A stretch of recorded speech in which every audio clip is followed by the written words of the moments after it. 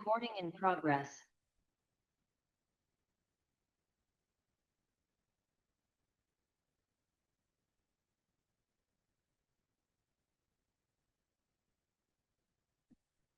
Welcome everyone. We'll just Bonjour à tous. Nous allons attendre quelques minutes afin de laisser aux autres le temps de nous rejoindre. Merci.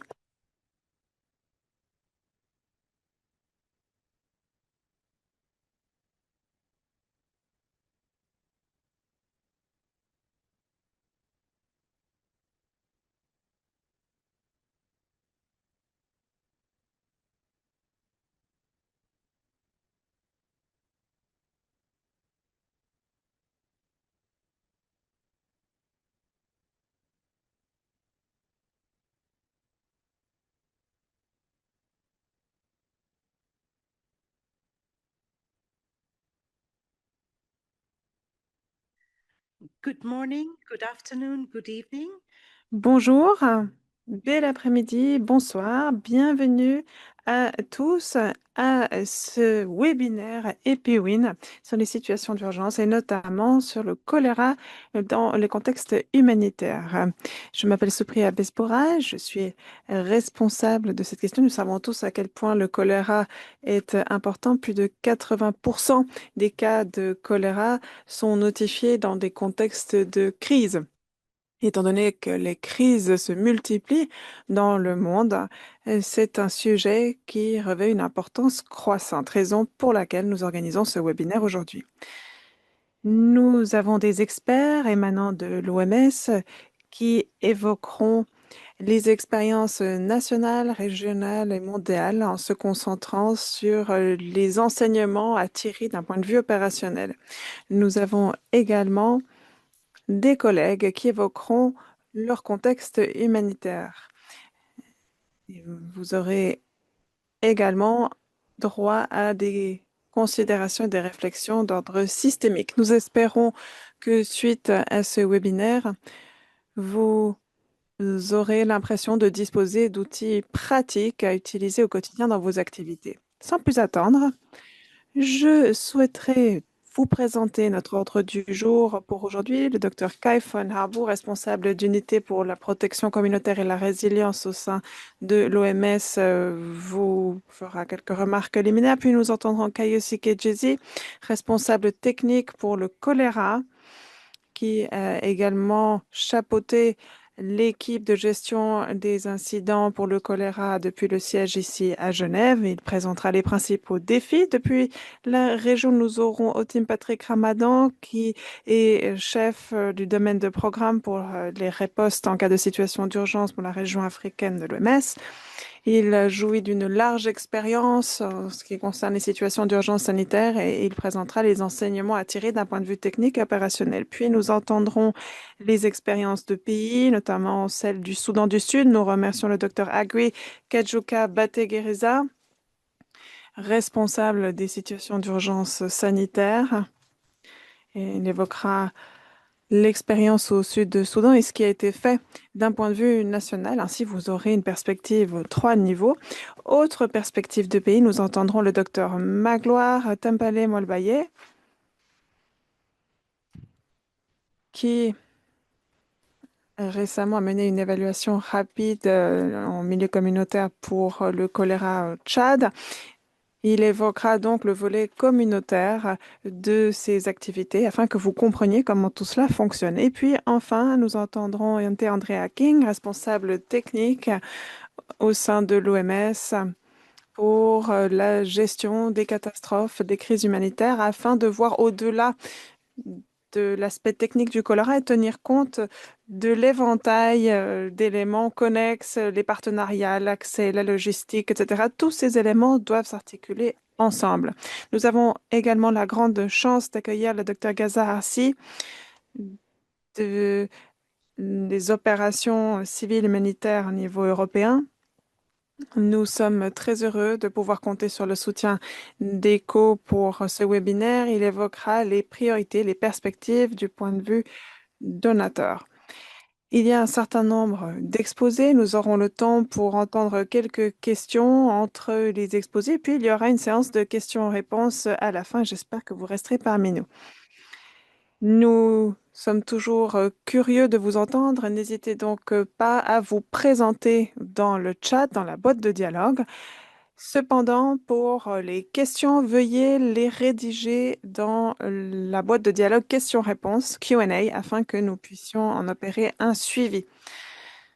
Nous précisons également que ce webinaire a été mis sur pied pour des raisons positives. Il s'agit de partager des expériences, des points de vue, l'objectif étant de faire quelque chose de positif et de constructif. Veillez donc à ce que vos commentaires demeurent respectueux, positifs, constructifs et ciblés sur la question qui nous occupe. Toute personne manquant de respect ou évoquant des sujets annexes se verra refuser l'accès au webinaire. Mais bien entendu, en général, nous avons des personnes formidables qui participent et qui proposent leur point de vue. Nous avons de l'interprétation vers le français et vers l'anglais. Nous aurons deux orateurs en français. Pour entendre le canal qui vous intéresse, vous devez cliquer sur l'icône représentant un petit globe. Et vous devez ensuite sélectionner soit l'anglais, soit le français en fonction de ce qui vous intéresse. Sans plus attendre, je vais donner la parole au docteur Kai von Harboe, mais juste avant cela, je voudrais vous entendre. Ceux d'entre vous qui connaissent bien les webinaires EpiWin savent comment cela fonctionne. Alors, la première chose que nous souhaitons savoir est la suivante. Si vous vous rendez sur Slido, sur l'adresse slido.com et que vous mettez le hashtag 3029009, 3029009, vous accéderez à la question suivante. Avez-vous travaillé par le passé sur la question du choléra dans un contexte humanitaire? Oui ou non? Soit par le passé, soit à l'heure actuelle. Avez-vous déjà planché sur le choléra dans un contexte humanitaire?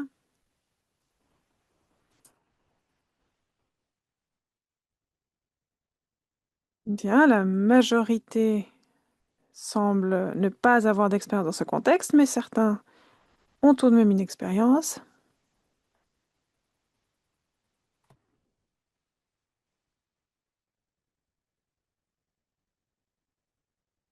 I love to get some more. Je serais ravie d'obtenir davantage de réponses. Nous avons une centaine de personnes, je crois, parmi nous. Okay, we'll go. We have. Bien, nous avons une autre question à vous soumettre. Allons à la question suivante.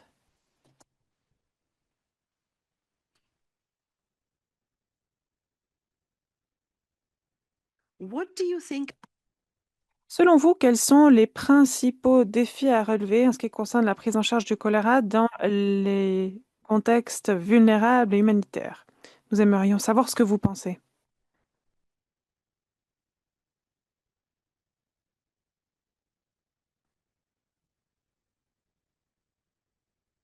Coordination, access to the health system. Coordination, accès au système de santé, prise en charge des cas, budget.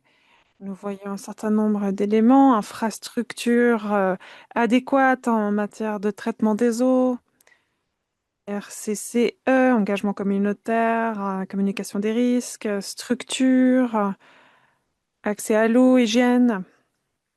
Bien. Je vais maintenant donner la parole au docteur Kai von Harbour. Je vais m'en tenir là pour l'instant, mais le Slido est activé. En tous les cas, Kai, vous avez la parole pour quelques propos liminaires. Yeah, Merci beaucoup, Supriya. Bonjour à tous. Je suis très heureux de voir autant de personnes réunies en ligne. Nous sommes plus de 600 en ligne. Je m'appelle Kyle von Harbour. Je suis responsable de la protection de la résilience ici au sein de l'OMS dans le cadre du programme de préparation aux situations d'urgence sanitaire. Comme ma collègue l'a dit, nous allons aujourd'hui parler du choléra dans des contextes humanitaires. Et comme vous le savez, EpiWin est devenue la principale plateforme pour les webinaires externes dans le cadre de tout le programme OMC. Cela a pu se faire grâce à Sopria, bien sûr, et son leadership, mais également grâce à vous qui contribuez chaque semaine aux discussions très importantes. Je crois que nous avons fait beaucoup au cours des dernières années pour faire le lien entre la pratique, la politique, la science, pour pouvoir partager des expériences concrètes ainsi que les témoignages issus de la communauté. Je crois que c'est vraiment la raison d'être des Piwin et nous allons évoquer tous ces aspects aujourd'hui également. Et cela fait partie des priorités qui ont été évoquées auparavant par le biais de vos expériences. Ce sont les aspects principaux que nous voulons aborder et pour nous, les Piwin est une plateforme essentielle pour mener ce type de dialogue. Je voulais également commencer en remerciant le directeur général pour la protection civile, le DG ECO, en Europe, pour leur soutien sans faille. Merci beaucoup pour votre appui et pour votre collaboration dans le cadre de ce projet autour du choléra. Cette participation est cruciale pour nous, notamment dans la situation dans laquelle nous nous trouvons actuellement. Cela nous permet de continuer à apporter des réponses et à prendre des mesures centrées sur les communautés en temps et en heure et à apporter notre aide en ce qui concerne le choléra. Merci encore une fois pour votre aide. Je remercie tous les orateurs et les partenaires qui nous rejoignent aujourd'hui, notamment ceux qui nous rejoignent depuis un contexte humanitaire complexe, depuis les premières lignes. Nous savons à quel point votre travail est difficile et nous apprécions votre présence ici. Nous valorisons votre leadership dans ce domaine. Nous souhaitons apprendre de vous et savoir comment nous pouvons progresser sur ces différents enjeux. Et c'est ce qui fait qu'EpiWin est aussi pertinent qu'il l'est pour les participants. Comme Sopriya l'a déjà dit, ce webinaire fait partie d'une série de webinaires autour de la protection face au choléra. Nous avons déjà eu 3 webinaires précédents. Nous avons souligné le rôle important de la communication sur les risques et de la participation communautaire. Nous avons également eu un atelier autour de la société civile et nous avons également évoqué les expériences très pratiques des États membres sur la mise en œuvre et l'intégration de la riposte communautaire face au choléra. Tous ces webinaires EpiWin ont été particulièrement importants et nous allons aujourd'hui nous concentrer sur le contexte humanitaire en particulier. Comme nous l'avons dit par le passé, le choléra constitue encore et toujours une menace de santé publique de taille. Il y a une résurgence du choléra dans le monde entier. Les flambées sont également en augmentation, notamment dans les contextes vulnérables, les contextes humanitaires que nous allons évoquer aujourd'hui. Ces contextes sont marqués par un manque d'accès à l'eau, à l'hygiène. Ils sont à flux tendu. Il y a également un accès limité aux services de soins de santé. Et c'est dans ces conditions-là que le choléra se propage le plus rapidement. Et malheureusement, de par la nature du contexte, c'est un type de contexte dans lequel il est difficile de juguler la maladie. Mais il y a également un certain nombre de facteurs décisifs qui reposent en grande partie sur la communauté. C'est ce que nous allons évoquer aujourd'hui, le rôle central que peuvent jouer les communautés en matière de riposte, en matière de prévention dans ce type de contexte.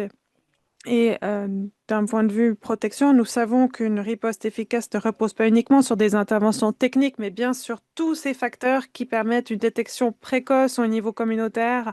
Et il y a la question de la confiance, l'accès en temps et en heure à des informations fiables, l'accès aux services de soins de santé et la possibilité de doter les communautés des moyens dont elles ont besoin pour riposter et agir, puisque cela survient généralement dans des circonstances extrêmement difficiles. Nous allons évoquer 3 domaines principaux aujourd'hui: les défis rencontrés dans les situations humanitaires, les éléments pratiques, les enseignements tirés à partir de situations concrètes et comment nous pouvons nous appuyer sur les communautés pour les aspects techniques en lien avec la prévention et la riposte. Et c'est important ici. Nous allons évoquer non seulement les crises en cours, mais également le renforcement de la préparation et de la confiance pour la suite. Et nous allons entendre différentes perspectives à l'échelon mondial, régional, national. Nous entendrons également les collègues de l'équipe choléra qui sont nos partenaires dans ce projet. Nous entendrons la région Afro de l'OMS, les collègues également du Soudan du Sud, du Tchad.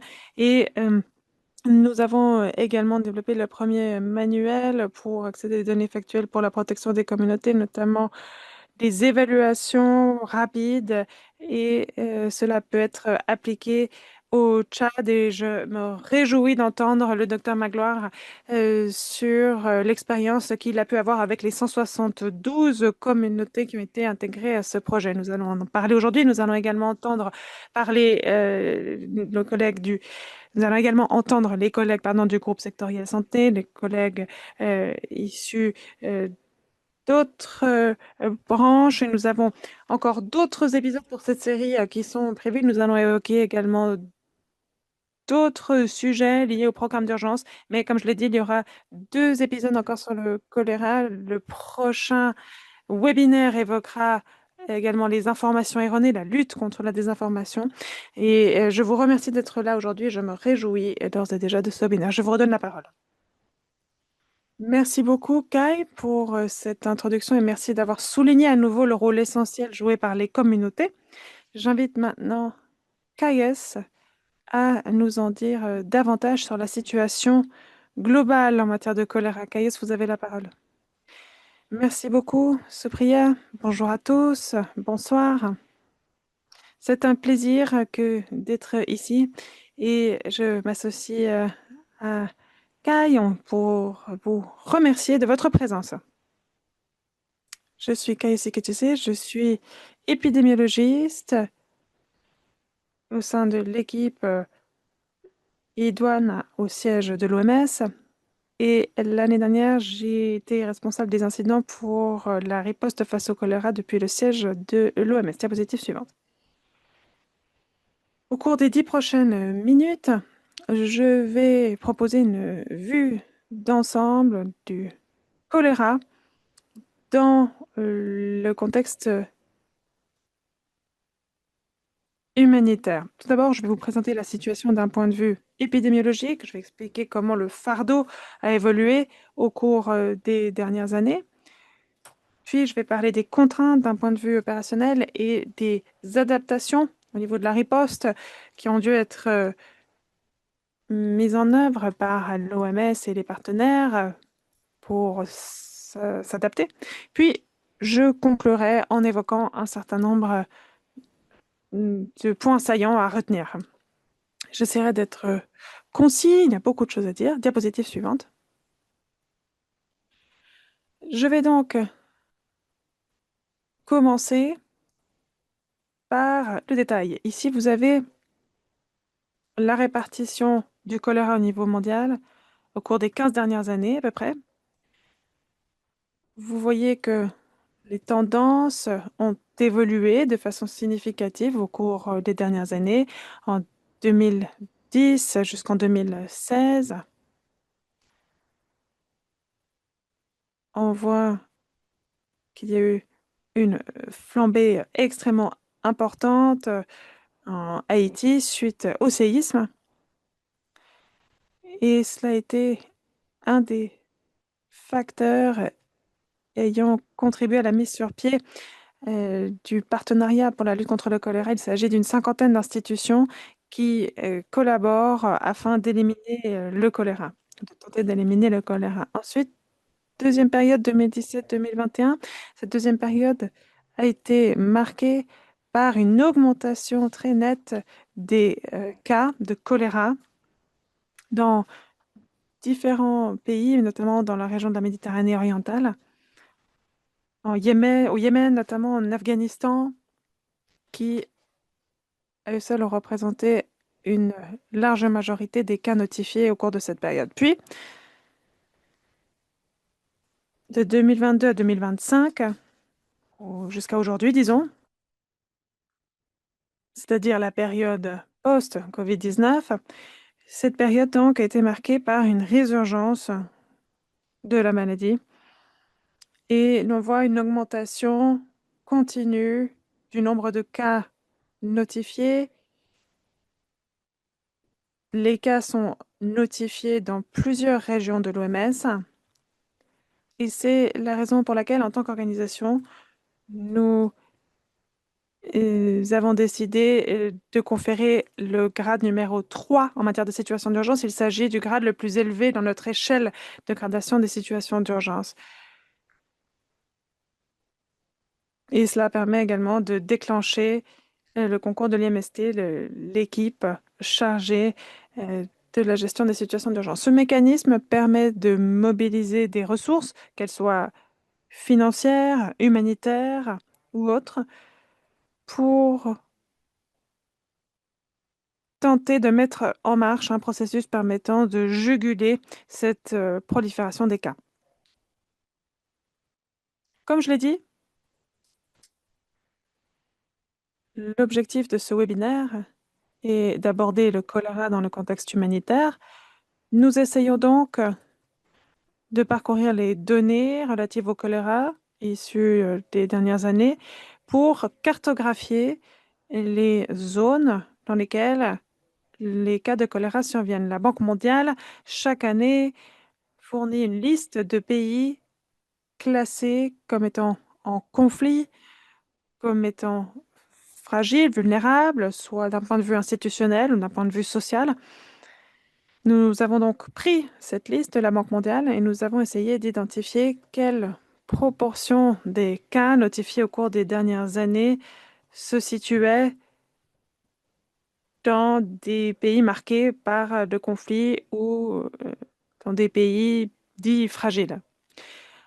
Nous avons sélectionné la période 2023 jusqu'à aujourd'hui parce que c'est une période durant laquelle pour laquelle nous avons des données de surveillance hebdomadaires,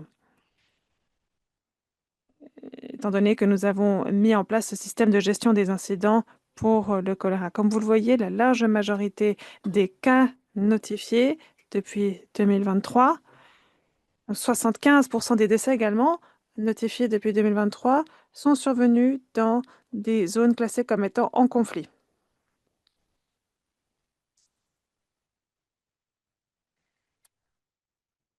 Ces situations humanitaires, l'instabilité que l'on observe sont directement corrélées à une augmentation des cas de choléra.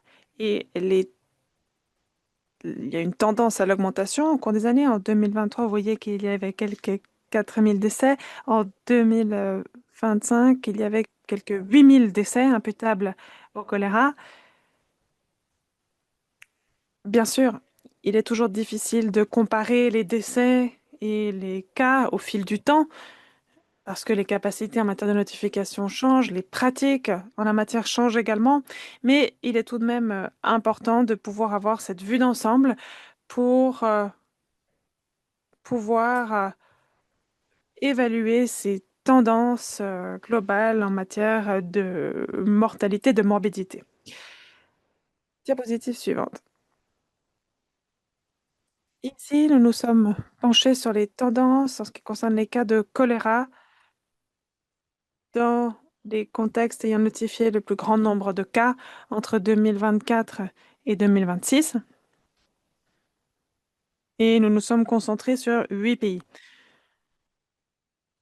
Comme vous le voyez, dans de nombreux pays ayant été marqués par le choléra, la transmission est non seulement prolongée, mais également récurrente. Certains pays font face à des pics importants en termes de cas, avec un niveau de transmission élevé, puis de nouvelles vagues de transmission. Et c'est l'un des éléments qui nous complique la tâche lorsqu'il s'agit d'intervenir pour juguler le choléra. Il faut disposer des bonnes capacités pour lutter contre cette récidive qui est très difficile à contrôler. Autre élément que je souhaitais souligner, lorsque nous traitons les données, nous nous rendons compte que les contextes marqués par le conflit ont tendance à notifier des cas durant un nombre de semaines plus élevé par rapport à d'autres contextes. Il s'agit ici de souligner à quel point il est difficile pour certaines zones d'apporter les bonnes réponses ou de prendre les bonnes mesures face au choléra. Ici, nous avons essayé de savoir quel était le taux de décès associé au choléra dans différents contextes. Le tableau montre les 20 pays ayant notifié le plus grand nombre de cas l'année passée. Ici, vous voyez le nombre de décès, le taux de létalité en 2025 pour le choléra par pays. Et vous voyez que plus de la moitié des pays classés comme étant fragiles ou en conflit ont notifié un taux de mortalité dépassant 1%. Et il s'agit du seuil justement pour le choléra, du seuil OMS pour le choléra. Généralement, le taux moyen de létalité tient compte du nombre de décès survenant dans les établissements de soins de santé. Les décès survenant en communauté sont analysés à part. Mais dans la réalité, tous les pays ne font pas cette distinction et c'est la raison pour laquelle nous avons donné le taux moyen de létalité global pour le choléra. Mais cela nous donne tout de même une idée assez claire de la situation. Ensuite, j'ai évoqué le conflit et le lien avec le choléra, mais ce n'est pas le seul facteur, évidemment, et qui explique la forte transmission. L'un des éléments clés concerne les pratiques en matière d'eau, d'assainissement, puisque le choléra est transmis par l'eau. Nous nous sommes penchés sur les pays ayant notifié des cas de choléra depuis 2023 et sur l'axe des Y, il y a une population de 100 000 personnes et sur l'axe des X, vous avez l'accès à des services d'assainissement de base. Donc, plus les pays se trouvent hauts sociographique, plus l'assainissement et l'eau ont une incidence sur le choléra. On voit qu'il semble y avoir une corrélation entre l'incidence du choléra et l'accès aux services d'assainissement de base. C'est une analyse relativement simple de cette corrélation entre ces deux variables, mais il y a des centaines d'articles qui se sont penchés sur le lien entre ces deux éléments et qui ont identifié un lien fort entre ces deux facteurs, ces deux variables. Diapositive suivante. Si nous nous penchons sur ce qui vous a été présenté jusqu'à maintenant et sur les éléments de réponse que j'essaie d'apporter, on se rend compte qu'il y a au fond trois schémas qui sont typiques de cette résurgence du choléra. Tout d'abord, les cas de choléra sont généralement notifiés dans des contextes touchés par les conflits ou dans des contextes affichant une vulnérabilité évidente, des contextes dans lesquels il est difficile de s'attaquer à la maladie. Deuxième facteur ou deuxième schéma, les flambées de choléra sont généralement des flambées prolongées et il y a des contraintes en matière d'accès à l'eau et à l'assainissement et cela semble exacerber la transmission du choléra. Enfin, dernier schéma identifié, il y a un niveau élevé de mortalité associé au choléra dans les pays ayant notifié des cas. Il est important de rappeler que le nombre de décès dont il est fait état constitue souvent une sous-estimation de la mortalité réelle associée à la maladie. Lorsque nous nous retrouvons face à ces schémas, en tant qu'organisation, en tant que partenaire, nous avons dû nous adapter, notamment en ce qui concerne la riposte. Tout d'abord, nous avons essayé d'établir des priorités entre les pays en fonction du niveau de risque. Nous avons ensuite fourni un appui aux pays faisant face à des flambées avec des déploiements d'urgence. Et enfin, dernier aménagement, nous avons fait de notre mieux pour que les fournitures médicales et les vaccins soient répartis de façon équitable. Et je vais essayer d'aborder ces trois mécanismes d'adaptation. Diapositive suivante, s'il vous plaît. Alors, tout d'abord, en ce qui concerne la hiérarchisation des risques, cela fait depuis le début de la riposte mondiale entreprise par l'OMS et ses partenaires que nous menons cet exercice. Interruption, excusez-moi, est-ce que vous pouvez conclure en 1 minute, s'il vous plaît? Oui, bien sûr. Ce processus de hiérarchisation a été réalisé avec l'UNICEF. Nous avons essayé de nous pencher sur plusieurs indicateurs épidémiologiques, opérationnels, contextuels. Sur la base de ces informations, nous avons ensuite établi un classement des pays en fonction des crises, crise aiguë, risque élevé de crise, etc., jusqu'au niveau de préparation. Et pour ces pays-là, il faut simplement assurer un suivi de base. C'est important parce que cela nous a permis de mieux cibler la façon dont nous répartissons nos ressources. Diapositive suivante, s'il vous plaît. Ensuite, comme je l'ai dit, nous avons réalisé plusieurs déploiements en collaboration avec nos partenaires. Pour 2025 uniquement, 115 déploiements ont eu lieu dans 15 pays. Nous avons notamment pu compter sur un certain nombre d'équipes médicales d'urgence, de partenaires, d'autres collaborateurs. Et ici, vous voyez le type de fourniture distribuée par l'OMS et ses partenaires depuis 2023. On voit que cela représentait un travail considérable pour veiller à ce que ces fournitures soient ciblées et acheminées là où elles sont le plus nécessaires. La plupart des fournitures ont permis de couvrir quelques 14 millions de personnes, en tout cas ont participé au traitement de quelques 14 millions de personnes, ce qui représente un résultat considérable. Et enfin, il y a bien sûr des doses de vaccins qui ont été allouées depuis 2023 et qui dépassent les 129 millions.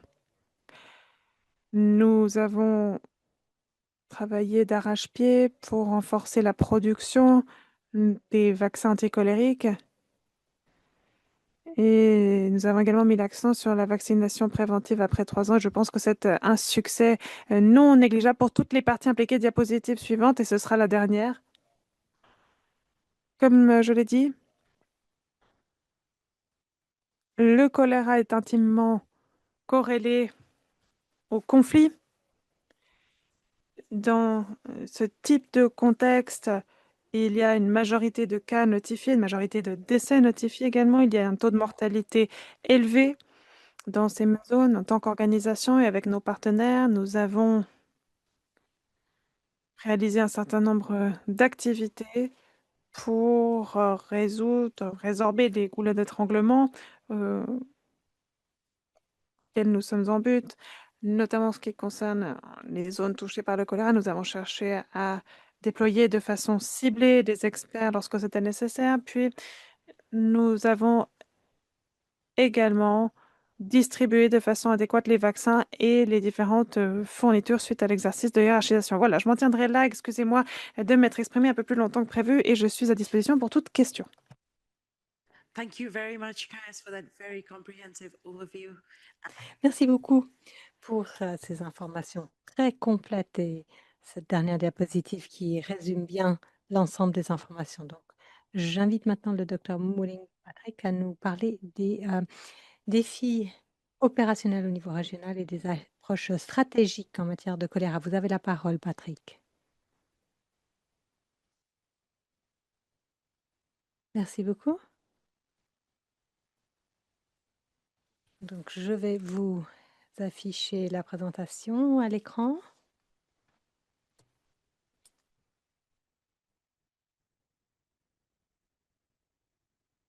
Donc je continue là où s'est arrêté mon collègue qui nous a donné un aperçu du panorama mondial. Il a bien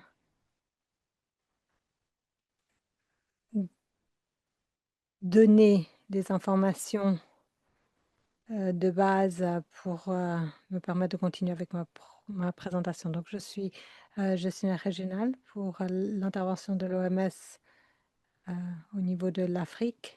J'étais manager régional pour le choléra depuis 2023 jusqu'au moment où elle s'est vue attribuer le grade 3. Derrière, c'est son équipe et les collègues des pays ont pris la relève depuis. Donc, juste pour continuer avec la présentation précédente. Donc, initialement, nous avons actuellement 11 pays dans lesquels la maladie se transmet. Il y a eu plus de 267 000 cas et plus de 6 000 morts au niveau mondial. C'est considérable. D'ailleurs, à l'écran, vous voyez quels sont les pays qui sont classés FCV. Donc, vous voyez quels sont les pays vulnérables dans les contextes fragiles pour 80. Vous voyez 82% des cas et des décès à la suite du choléra. Si nous avions abordé la question par rapport au contexte humanitaire, nous aurions vraiment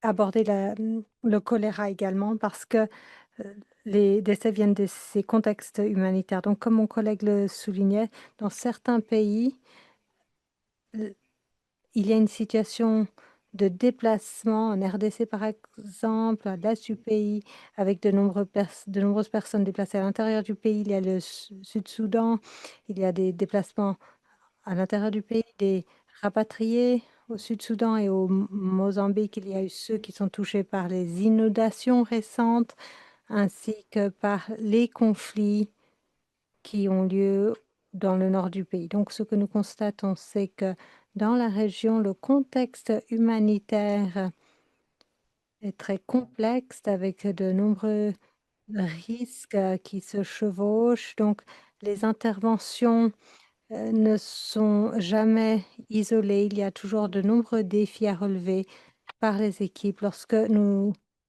ripostons au choléra et à des flambées, ce qui rend notre intervention beaucoup plus complexe. Donc, le choléra est une maladie qui existe depuis très longtemps. C'est le contexte qui change. Donc, nous essayons d'adapter nos réponses avec les mêmes outils en fonction des contextes dans lesquels nous travaillons. Nous savons tous que le choléra est une maladie d'inégalité, d'inéquité. Donc, cela ne concerne pas qu'un seul ministère ou département. Il faut un partenariat multisectoriel. Ce qui est particulièrement important des contextes humanitaires. Nous travaillons avec le secteur WASH, avec tous les autres secteurs, ce qui a eu un impact considérable. Mais lorsqu'il y a eu des catastrophes, il y a d'autres questions à traiter, remettre en place les services essentiels, accès aux lieux. Tous ces défis appellent à une collaboration étroite dans les contextes humanitaires.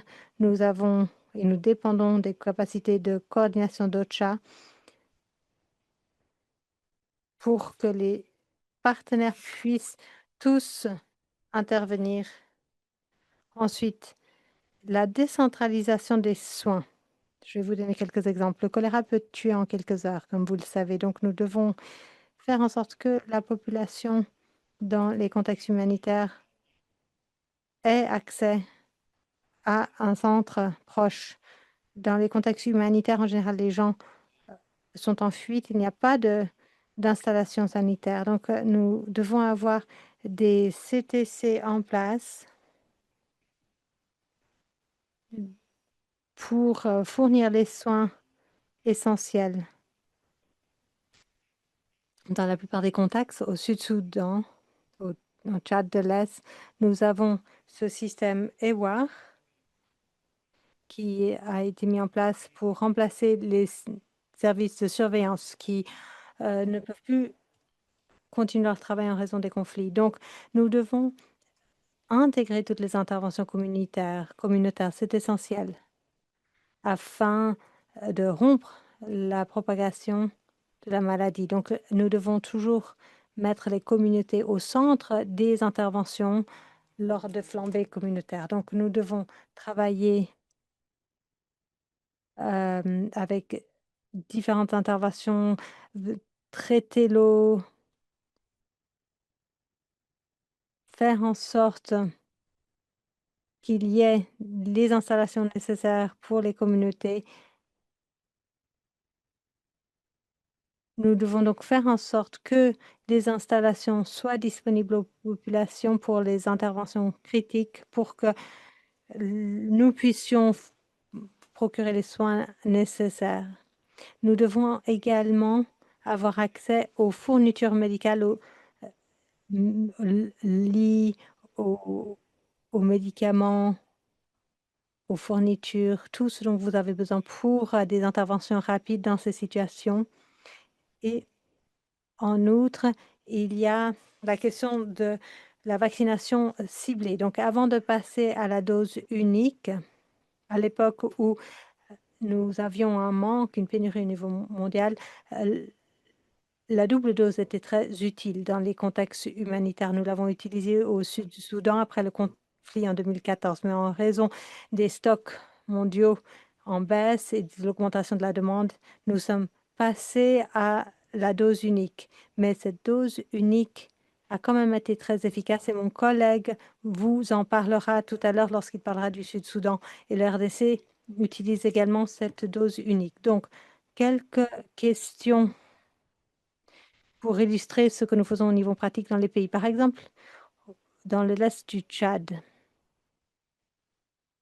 après la flambée au Soudan et les réfugiés et des personnes déplacées suite au conflit, nous craignons que la situation perde le contrôle de la situation.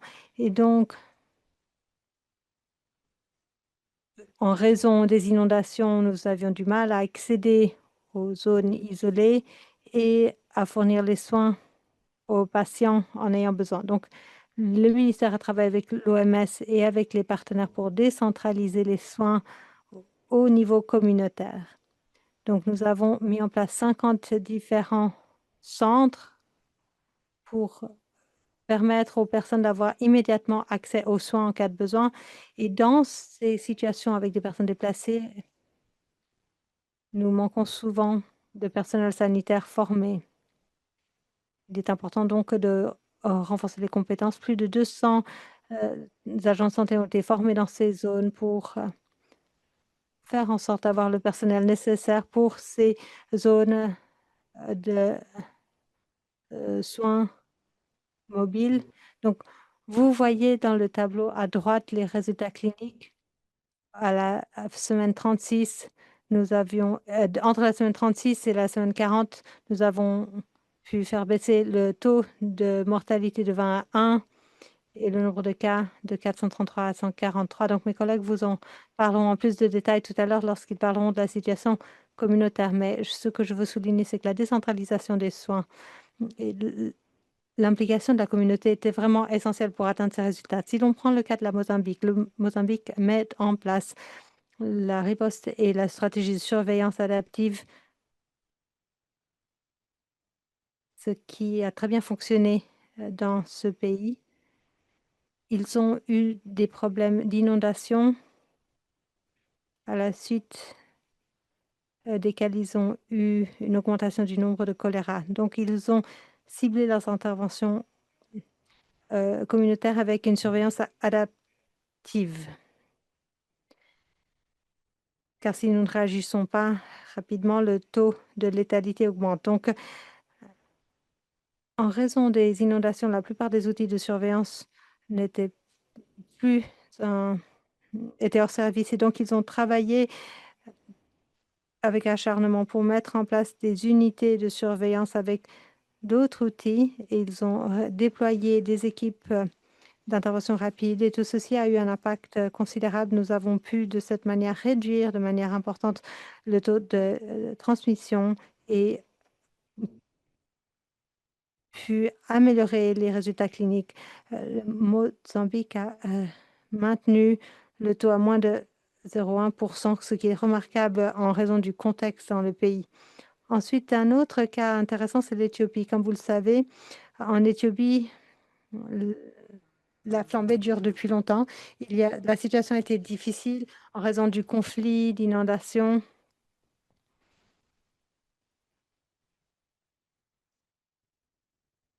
Et de nombreuses différentes flambées.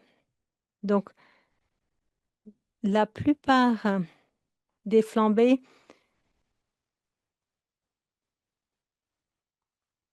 ont été ramenées à certains sites de points d'eau. On a pu identifier donc la source du problème dans ces endroits d'eau sainte. Donc, nous avons fait des ORP, un travail de porte en porte pour essayer de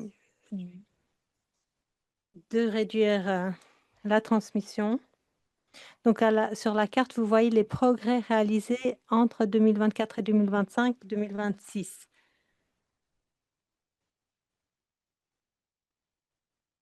Et les progrès réalisés, donc la baisse du taux de choléra, de l'incidence du choléra dans le pays.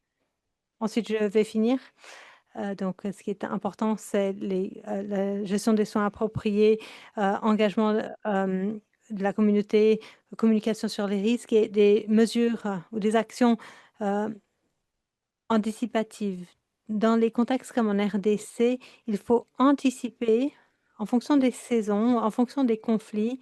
Il faut faire en sorte que les fournitures soient disponibles là où elles sont nécessaires pour pouvoir réagir rapidement dans les cas où c'est nécessaire, dans les cas où les populations sont déplacées. Donc, dans ces urgences, il faut une intervention multirisque, surtout dans les contextes humanitaires. Il faut maintenir l'engagement politique. Dans le contexte humanitaire, nous devons toujours prioriser, faire une hiérarchisation très importante, envoyer des ressources dans les communautés où il y a des flambées pour renforcer la résilience dans ces zones-là, renforcer les capacités pour pouvoir continuer à détecter, à intervenir et nous devons collaborer pour plus de localisation, travailler avec les partenaires locaux sur le terrain pour renforcer notre intervention et ce qui est vraiment essentiel, c'est l'eau, assainissement, hygiène. Donc le WASH. Donc, nous devons vraiment faire un suivi de la qualité d'eau pour interrompre la transmission. Nous attendons avec impatience de continuer à collaborer avec les partenaires, avec les membres pour progresser en la matière. Merci beaucoup, Patrick.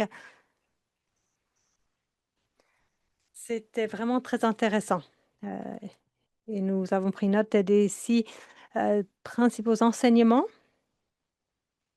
Nous allons maintenant passer à nos exemples sur le terrain. Docteur Agri, vous avez la parole pour l'expérience au Sud-Soudan. Merci beaucoup. Est-ce que vous pourriez afficher ma présentation à l'écran?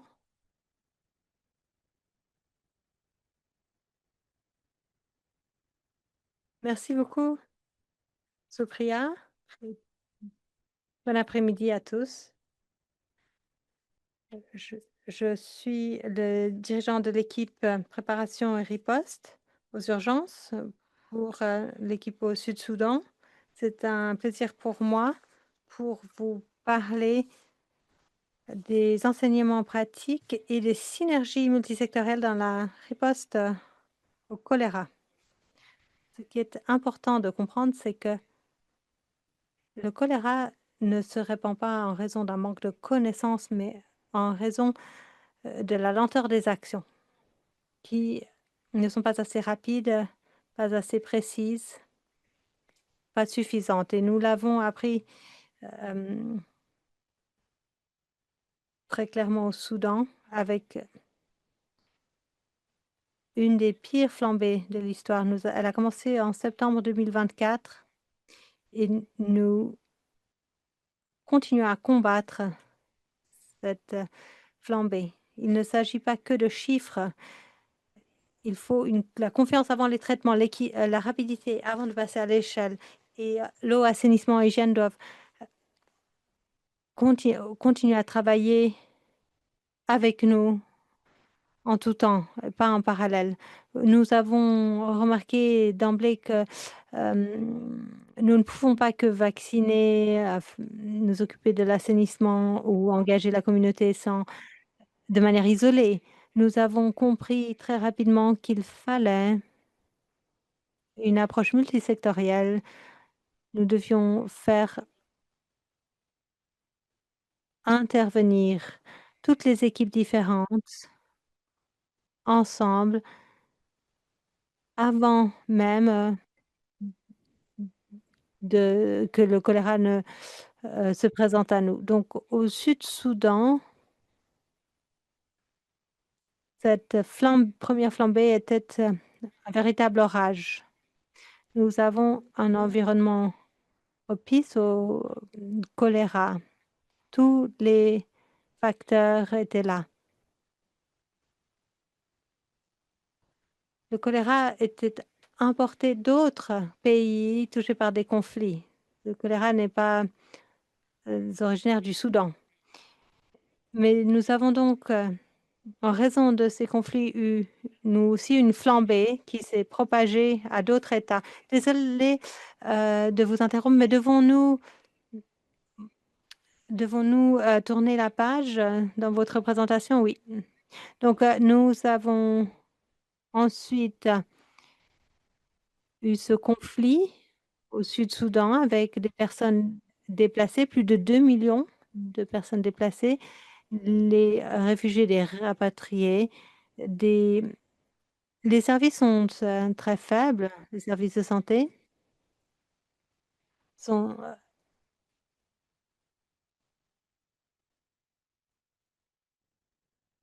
donc vous pouvez voir dans la carte à l'écran la manière dont la maladie s'est propagée à travers et répandue à travers le pays. Donc actuellement, nous avons plus de 100 000 cas, plus de 1600 morts, décès. Donc un taux de létalité d'1,6 par cas cumulé. En dépit de tous ces facteurs, nous avons pu maintenir ce taux CFR à 0,8. Mis à part dans un des États. Nous voulions comprendre pourquoi dans certains États, nous n'avons pas eu de cas. Nous pensons que c'est en raison du fait que l'État ne nous a pas signalé les cas. Donc, nous avons distribué près de 300 tonnes métriques de fournitures médicales et donné 19 VCO aux demandes de VCO. Nous avons pu vacciner plus de 9 millions de personnes. Nous avons reçu plus de 10,18 millions de doses VCO.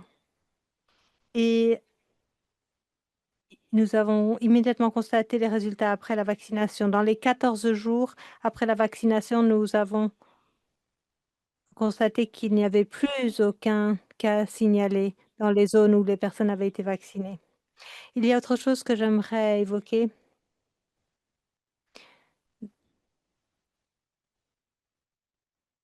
J'avais pas parlé du ministère de la Santé et de l'OMS. Je voulais vous en parler parce que c'est grâce à eux que nous avons pu faire un suivi des efforts réguliers.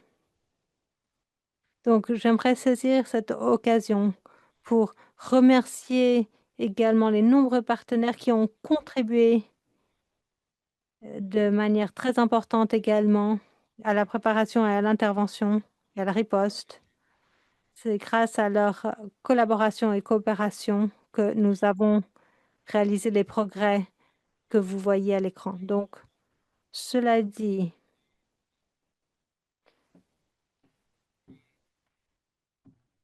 en dépit de la situation, nous avons donc réussi à progresser vers le mois de septembre ou octobre 2025. Si vous regardez la carte à gauche, vous voyez que comparé à la carte précédente, donc de nombreuses zones sont maintenant en blanc. Donc le choléra est concentré dans certaines zones spécifiques et nous avons bon espoir de mettre fin au choléra d'ici Noël. Donc nous avons déployé beaucoup d'efforts pour renforcer nos plans. Nous avons donc, suite à la mise en œuvre de notre plan, réussi à atteindre la situation que vous voyez à droite de l'écran. À un moment donné, il n'y avait que 17 comtés qui nous faisaient part qui nous signalaient des cas de choléra. Malheureusement, la choléra est étroitement liée à la fragilité, situation fragile. Et sur cette diapositive, ce que vous pouvez constater, c'est qu'à la fin de l'année dernière et au début de cette année, dans certains États, nous avons fait face à des conflits, notamment dans l'État de Hongkley. Et suite à ces conflits et à l'insécurité, nous n'avons pu maintenir nos activités de vaccination et nos activités d'assainissement.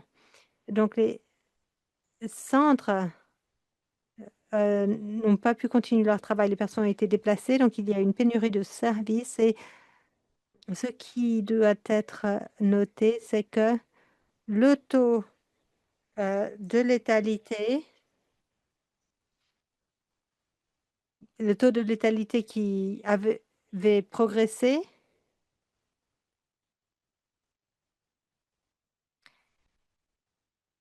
malheureusement, était- a subi une régression. Et donc, nos surveillance est basée sur la communauté. Ce n'est pas une surveillance numérique. C'est les mères qui remarquent que leur nouveau-né est malade avant que cela n'apparaisse sur nos écrans. Et au Sud-Soudan, ceux qui travaillent en première ligne, les agents communautaires, sont ceux qui nous transmettent les premières informations et ce sont les premiers intervenants. Et afin que ce système fonctionne, l'ensemble des éléments doivent pouvoir travailler ensemble.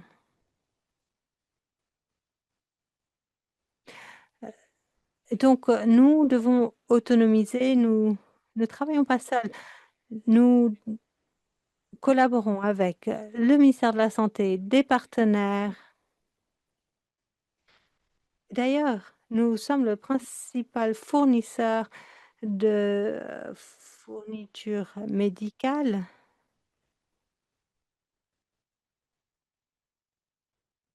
Nous avons continué à riposter rapidement alors que le choléra se propageait à travers différents États simultanément, mais la riposte dépend de l'éloignement des comtés. Et nous avons essayé de couvrir toutes les zones touchées par le choléra avec tous nos différents personnels, épidémiologistes, les personnes chargées de logistique, WASH, évaluation des risques, communication, etc., etc. Il ne vous reste plus qu'une minute, monsieur. Bien. Pour résumer, donc,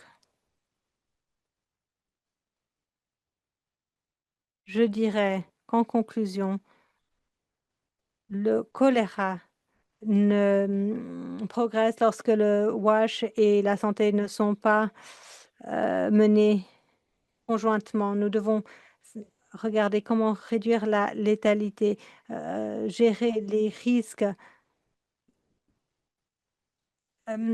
travailler en matière de WASH, pour avoir l'accès à l'eau, assainissement, hygiène, à faire en sorte d'éliminer les conditions qui permettent au choléra de revenir. Alors, quelles sont nos priorités? Avant, on faisait intervenir toutes les parties prenantes parce que le choléra venait du Sud-Soudan. Donc, nous avons fait intervenir toutes les parties prenantes, y compris le gouvernement, les ONG nationales, internationales, les bailleurs de fonds. Mais lorsque nous avons une flambée, nous devions agir dans les 72 heures. Donc, nous avons déployé différentes équipes médicales grâce à nos partenaires qui nous ont fourni des équipes et un soutien.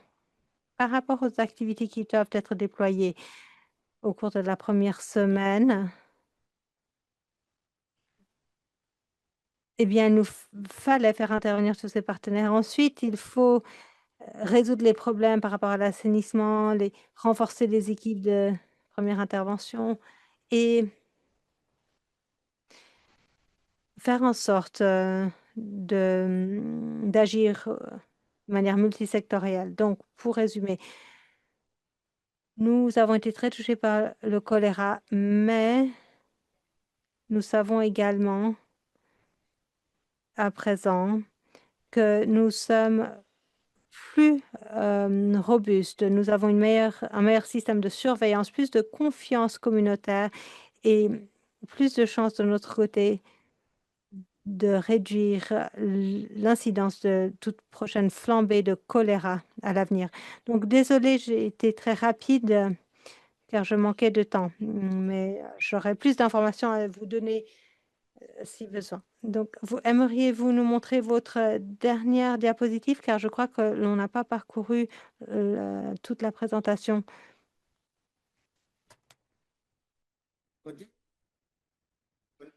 No, the one back before that. Celle d'avant, la diapositive d'avant, No, the last slide before. la dernière diapositive. Voilà, merci.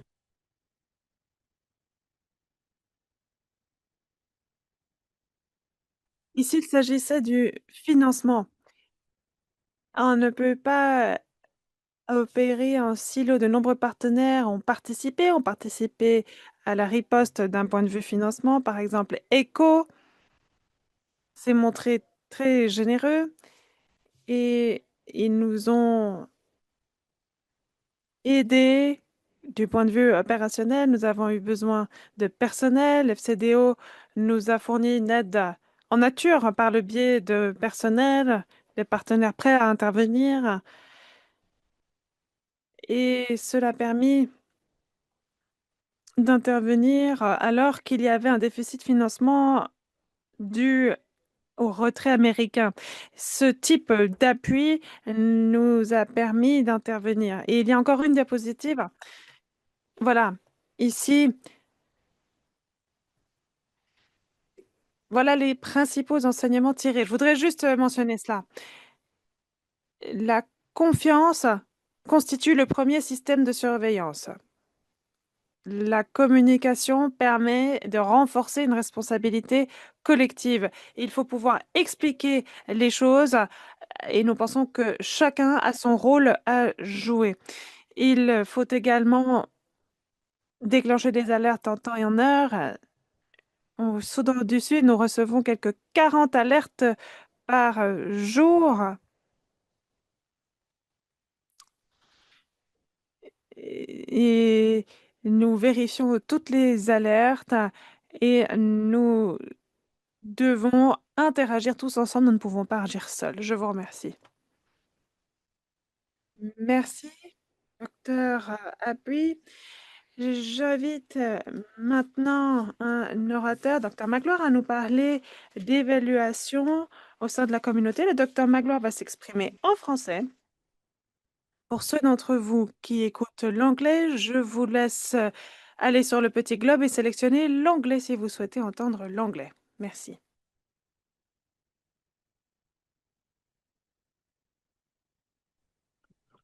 Merci beaucoup, Supriya. Je suis très reconnaissant de l'opportunité que nous avons de présenter notre expérience au Tchad par rapport à l'évaluation de la protection de la communauté face au choléra. Bonsoir, bon après-midi à tout le monde. Euh, Ce que je dirais d'entrée de jeu, c'est que voilà, nous avons mené cette évaluation euh, en plein milieu de l'épidémie de choléra que nous avons connue au Tchad, donc à partir de juillet de l'année dernière. Ce qu'il faut dire d'entrée de jeu, c'est que lorsque il y a le choléra qui survient dans un milieu humanitaire, ce n'est pas seulement, il s'agit pas seulement d'une maladie, mais il s'agit carrément d'un signe que le système de santé est affaibli, que la fluidité, l'accès aux services pose problème, l'accès donc à la prévention et même la capacité de la communauté est très affaiblie. Donc, cette épidémie qui est survenue au Tchad, comme l'ont dit certains de mes prédécesseurs, c'est survenu dans un contexte d'afflux de réfugiés.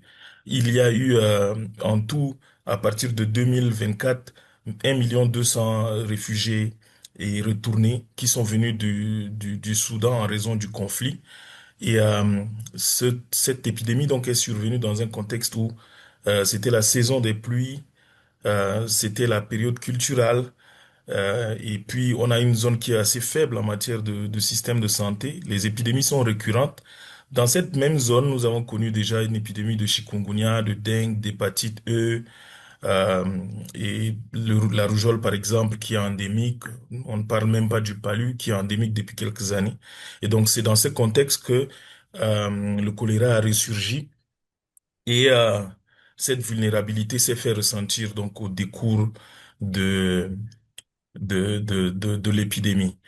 Alors, ce qu'on avait en tête, c'était avec l'aide de nos équipes donc du siège à qui je dis un grand merci, nous avions à l'esprit de produire des données qui puissent être exploitables et qui puissent aider à mieux à mieux amorcer les réponses donc aux épidémies de choléra, surtout au niveau communautaire, que ce soit sur la situation qu'on vivait, mais aussi pour l'avenir.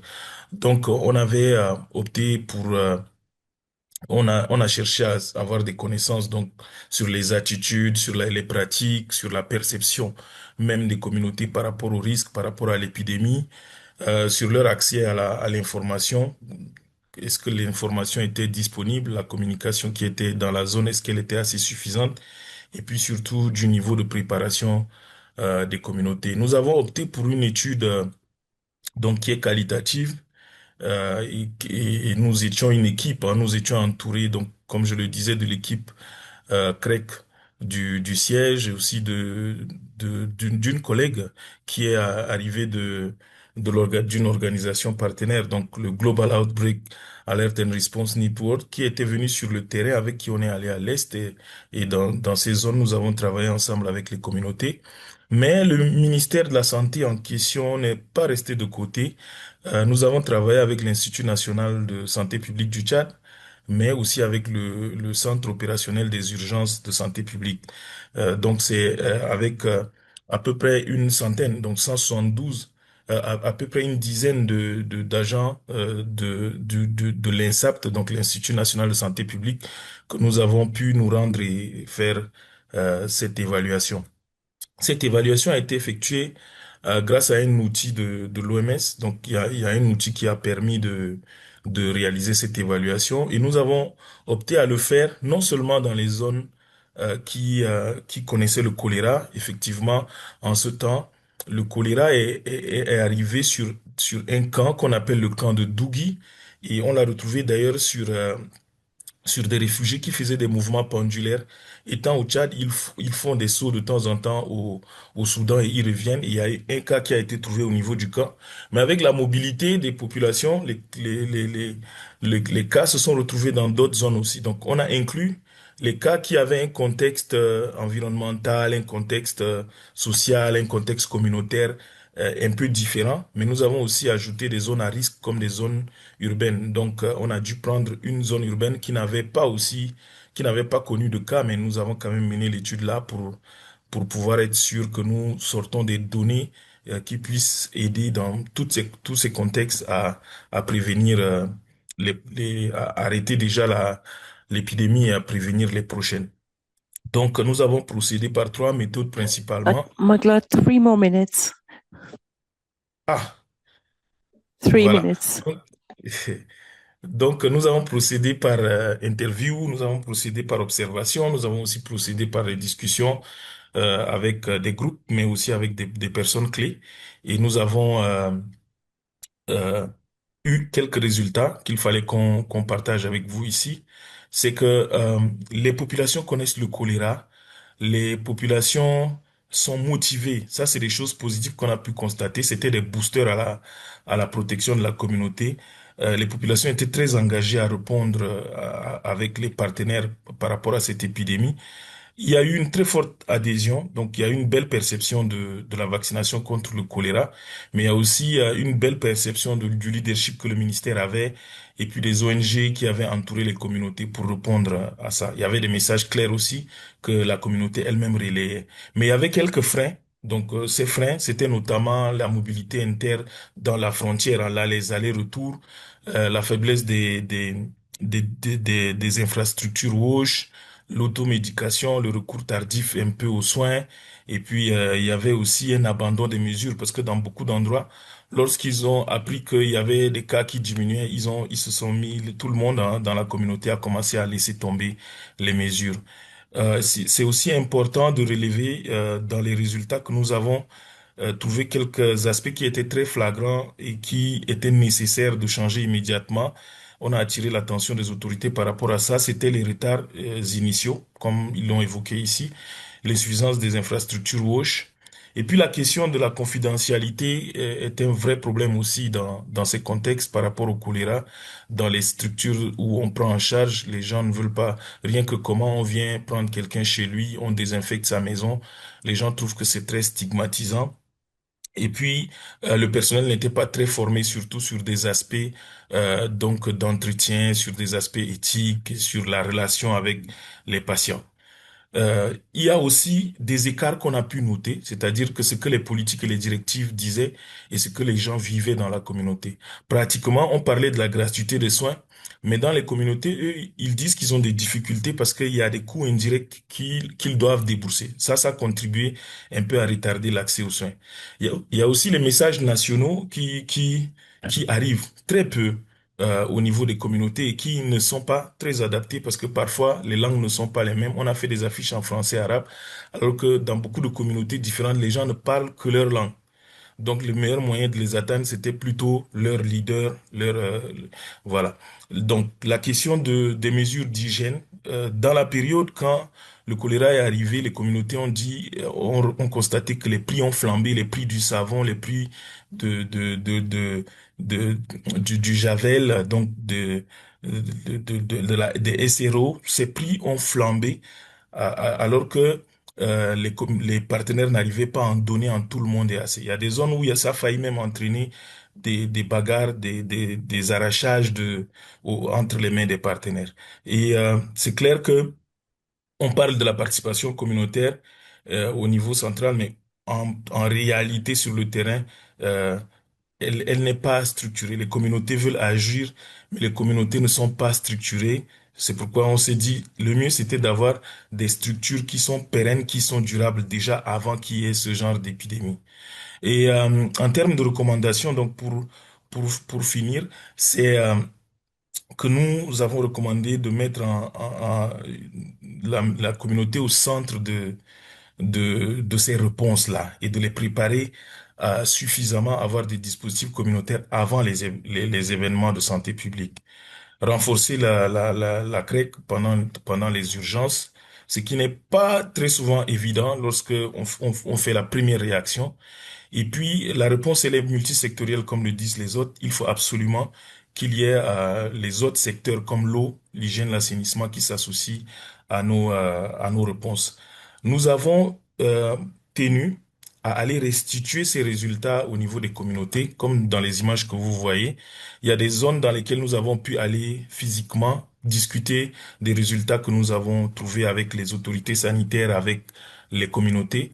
Mais il y a des zones aussi, vu que les moyens ne sont pas illimités, nous avons utilisé une autre approche, c'est d'émettre ce type d'affiches, des dashboards et des synthèses pour les partenaires et pour les districts en place pour leur permettre eux-mêmes, autant que possible, de restituer les contenus de notre évaluation. Il y a aussi ce livret hein, qui a été dupliqué avec les autres affiches et qu'on a disséminé dans les différentes zones qui sont à risque de choléra. On n'a pas envoyé que dans les zones où nous avons travaillé, mais on a envoyé dans toutes les zones où il y a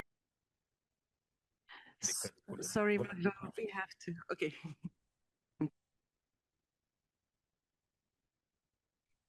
Merci beaucoup pour cet aperçu passionnant de vos activités. Nous sommes extrêmement en retard, mais j'aurais normalement donné la parole à Andrea et je demanderai peut-être tout d'abord à Geza Deco de bien vouloir évoquer la perspective des donateurs. Elle va également s'exprimer en français au nom de la protection civile et des opérations d'aide humanitaire européenne. Je lui donne donc la parole. Geza, vous avez la parole, puis je donnerai la parole à Andrea.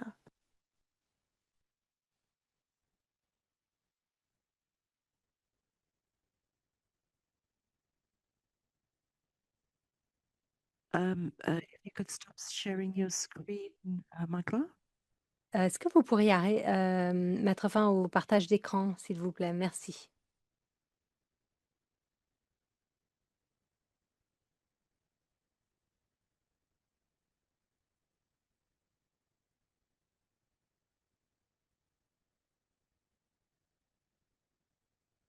Dr. Geza, Docteur Keza, il semblerait que votre microphone soit en sourdine. Il semblerait que votre microphone soit éteint. Votre microphone est-il éteint? Votre microphone est... Pouvez-vous allumer votre microphone? Actually, it is. Sorry. We can hear you now. Voilà, OK. c'est bien allumé. Sorry for this. Je suis Geza Arsi, je travaille pour la DG ECO au bureau régional de Nairobi sur les questions de santé et de nutrition en couvrant la région des Grands Lacs, une partie de la Corne de l'Afrique et l'Afrique australe. Trois régions sérieusement affectées par la récurrence des épidémies et les pics de mortalité excessive attribués au choléra. La DG ECO, dans la région dont je parle, répond principalement, évidemment, au choléra dans les contextes humanitaires qui sont, comme l'a décrit en introduction Dr Kai,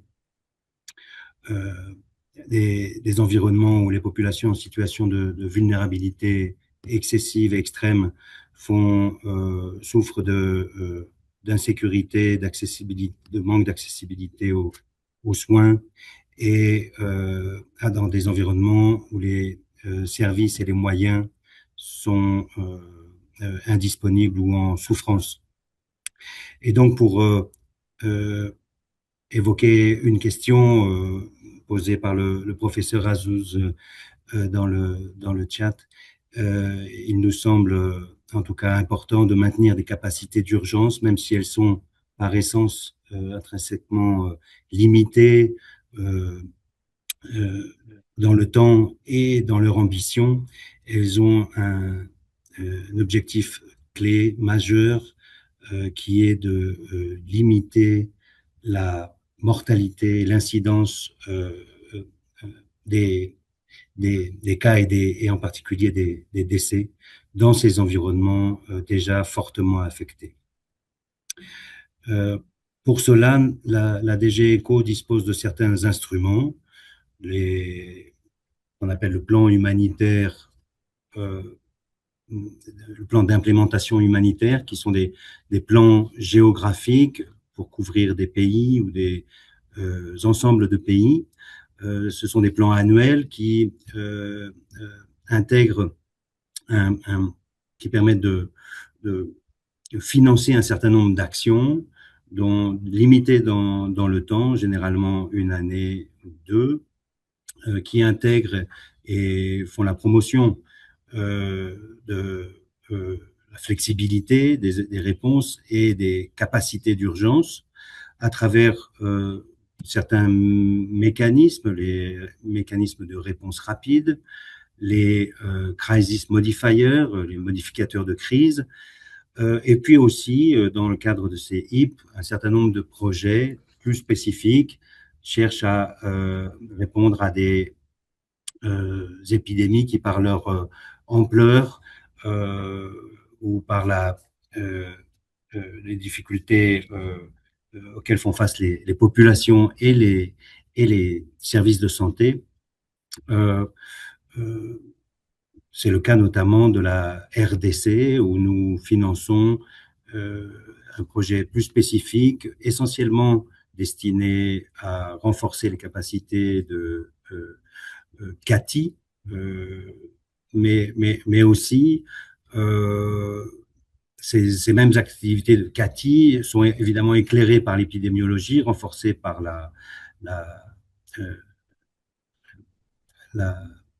l'analyse intégrée des épidémies, qui permettent aussi de renforcer les capacités de réponse et de prise en charge de cas, à travers aussi un volet de localisation basé sur le partenariat avec les sociétés nationales des Croix-Rouges et leurs antennes locaux régionales. Nous menons aussi un projet conjoint avec les partenaires composant le pilier du JTFCC au niveau de l'Afrique australe, pour travailler notamment sur la préparation aux épidémies et le renforcement de la détection des flambées à travers la surveillance et le laboratoire, et le renforcement des capacités de réponse à travers les capacités de coordination et des stocks prépositionnés. Nous avons enfin un ensemble d'outils intégrés à ce que nous appelons le Relief EU, qui intègre à la fois le Disaster Response Emergency Fund de la Fédération internationale de la Croix-Rouge, qui nous permet de démarrer dans des brèves échéances des supports, notamment au volet de community awareness et prise en charge dans les zones éloignées auprès de communautés rurales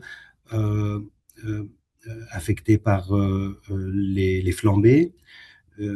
Et puis, c'est un aspect important, nous avons des mécanismes rapides, dénommés alertes, qui nous permettent de dégager des enveloppes d'urgence pour les réponses aux épidémies dans des zones localisées et sur des réponses courtes, généralement de 3 mois.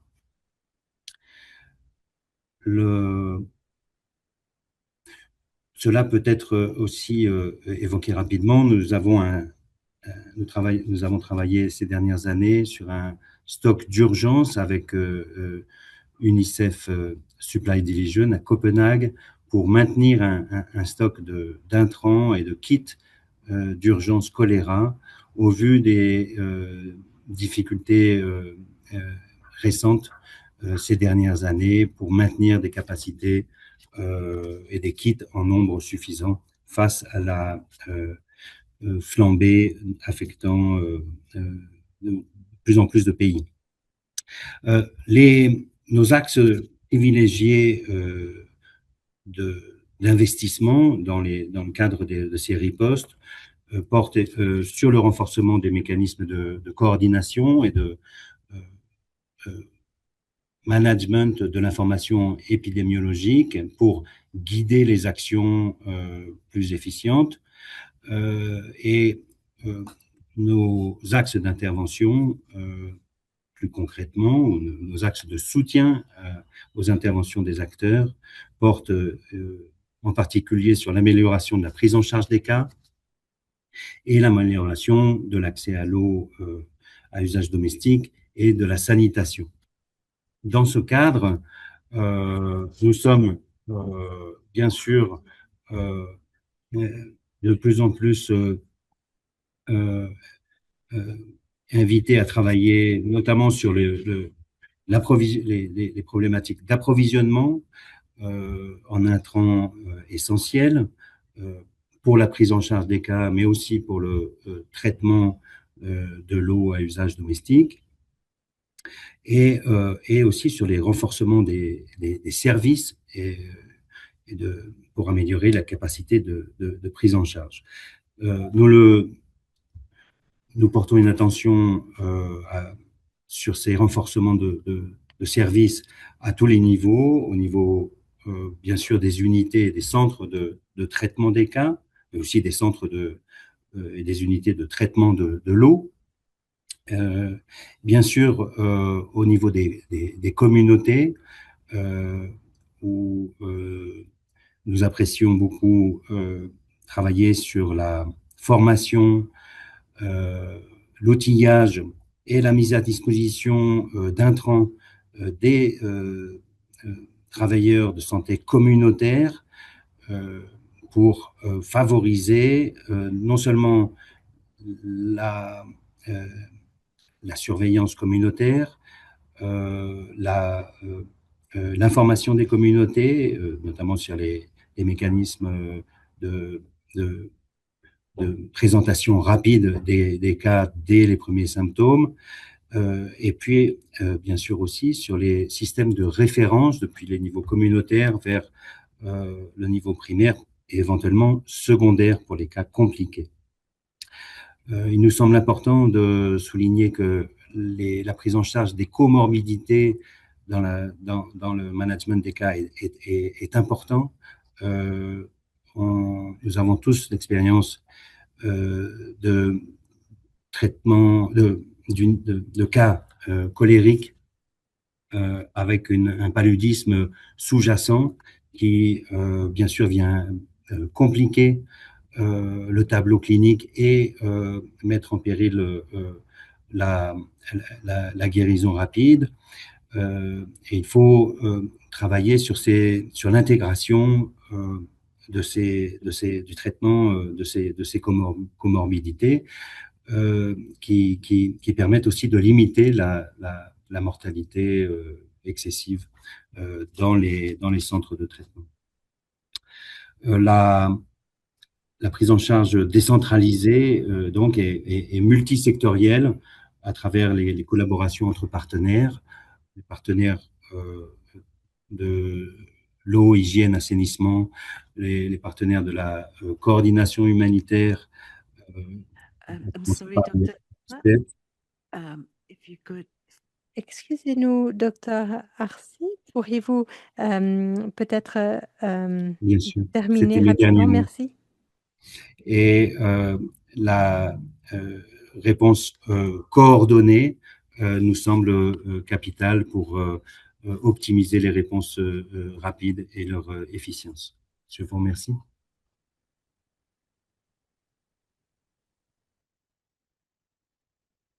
Thank you so much, Dr. Mille merci, docteur Geza. Excusez-moi de vous avoir interrompu à la fin de votre exposé. Merci beaucoup pour vos propos très riches et fort intéressants. Je donne maintenant la parole à Andrea. Nous avons entendu parler de la maladie en elle-même, mais comment les différents partenaires collaborent-ils ensemble? Andrea, je vous donne la parole et je remercie tous les participants pour leur patience. Bonjour, chers collègues. Merci en effet d'être restés parmi nous. Je m'appelle Andrea King, je suis responsable technique. Je travaille pour le groupe sectoriel santé au siège de l'OMS. Je vais évoquer l'environnement global pour la riposte dans le contexte humanitaire, notamment ce qui concerne la coordination et le partenariat. Donc, je vais prendre un petit peu de distance par rapport à ce qui a été dit par nos partenaires au niveau des pays. En guise d'introduction, donc le groupe sectoriel santé est activé dans 24 zones. Nous avons plusieurs milliers de partenaires. Et 66% des 1500 partenaires sont des ONG actives au niveau local, national, spécialisées dans ce type de contexte humanitaire ou marqué par les conflits. Comme plusieurs collègues l'ont déjà dit, il y a plusieurs pays entre Haïti, le Myanmar, entre l'Est et l'Ouest. Plus de la moitié en fait des pays touchés par le choléra ont activé les groupes sectoriels santé, d'autres sont en phase de préparation. Aujourd'hui, je voudrais évoquer l'année 2025, une année marquée par de forts soubresauts dans le système humanitaire avec des réductions drastiques dans l'enveloppe budgétaire disponible pour les interventions humanitaires. Nous nous sommes penchés sur 4 différents éléments que vous ne voyez peut-être pas très bien sur cette diapositive, mais nous avons cherché à définir, fournir, define, deliver, devolve, defend, donc définir, fournir la coordination, restituer un certain nombre de choses et défendre un certain nombre de principes dans le contexte humanitaire. En 2026, nous avons pu définir le nombre de personnes ayant besoin d'une assistance humanitaire, les populations devant être ciblées. 141 millions de personnes ont besoin d'une aide humanitaire, mais seuls 40 millions de ces personnes sont mises en priorité urgente, ce qui fait qu'il y a un fossé très large entre les personnes dont l'aide est considérée comme, pour qui l'aide est considérée comme urgente et les autres. Dans certains pays, dans certains domaines, il y a des districts identifiés par les pays eux-mêmes comme étant à haut risque pour le choléra ou une infection diarrhéique aiguë. Il est très important de comprendre quel va être l'impact d'un exercice de hiérarchisation dans le cadre d'une flambée de choléra. Cela signifie que certains partenaires vont ou non recevoir des fonds dans ce type de contexte et cela va également définir la possibilité d'accès aux services pour faire face à la flambée. Je reviens ici à la liste pour l'établissement des priorités. Il s'agit des 20 pays pour lesquels il existe un groupe sectoriel santé. Et il y a également des pays dans lesquels il y a une transition accélérée. Tout cela pour dire que vous reconnaîtrez certainement plusieurs de ces noms. Nous avons entendu le Tchad, le Soudan du Sud précédemment. Donc il y a un lien très fort avec le contexte humanitaire global. Cela joue un rôle essentiel dans la façon dont on peut juguler ou maîtriser des maladies transmissibles telles que le choléra. Et cela va se voir en particulier cette année. Il y a bien sûr le financement qui joue un rôle central, nous l'avons entendu de la part de mes présidents, mais lorsqu'il y a une réduction du financement, eh bien, cela réduit également les capacités en matière d'action, puisque les établissements sont touchés. Parfois, il faut suspendre ou suspendre les services ou les revoir à la baisse. Ça signifie que moins de personnes peuvent avoir accès à ces services. Pour ceux d'entre vous qui sont déjà actifs sur le terrain, vous savez quel problème cela peut engendrer. Et il y a aussi des capacités réduites en matière de coordination. Vu le manque de financement, nous pouvons assurer une certaine prévisibilité. Le Sud-Soudan l'a dit, au niveau des opérations dans le Soudan du Sud et le représentant du Soudan du Sud porte lui-même une double casquette pour pouvoir faire face à la demande en matière de coordination avec une enveloppe budgétaire, comme nous l'avons dit, réduite pour répondre également aux besoins en matière de prévisibilité. En ce qui concerne la disponibilité des fonds, il y a 2 milliards qui vont dans le fonds commun pour les pays, mais tous les pays pour lesquels il existe un groupe sectoriel n'ont pas accès à ce financement. Parfois, bien souvent, le conseil consultatif englobe l'OMS qui peut plaider pour un certain nombre de choses, mais nous nous sommes rendus compte que lorsque l'OMS n'est pas invité à siéger au sein de ces différents conseils, alors c'est une occasion perdue. Il est difficile de plaider pour une riposte humanitaire à la bonne échelle. Nous avons évoqué la localisation. Nous avons ici l'opportunité de veiller à ce que la localisation permette d'intégrer de façon active les acteurs nationaux locaux. Ils peuvent représenter la société civile par le biais de différentes organisations. Ce sont ces personnes qui sont en première ligne dans la riposte. La participation peut se faire par le biais d'une participation au processus de prise de décision. Cela peut également passer par une dotation en ressources financières. Avant de passer à ces 3 aspects de la riposte dans le contexte humanitaire, je voudrais parler du D qui vise à défendre, le petit D présenté qui vise à défendre le droit international humanitaire. Au cours des 2 dernières années, plus de 1000 travailleurs humanitaires ont été tués, notamment des travailleurs humanitaires de premier plan, en première ligne, qui menaient des activités essentielles en matière de riposte. Les établissements de soins de santé sont non seulement visés, mais également les travailleurs de santé eux-mêmes, malheureusement. Et nous devons vraiment continuer à plaider en faveur d'un respect du droit international humanitaire.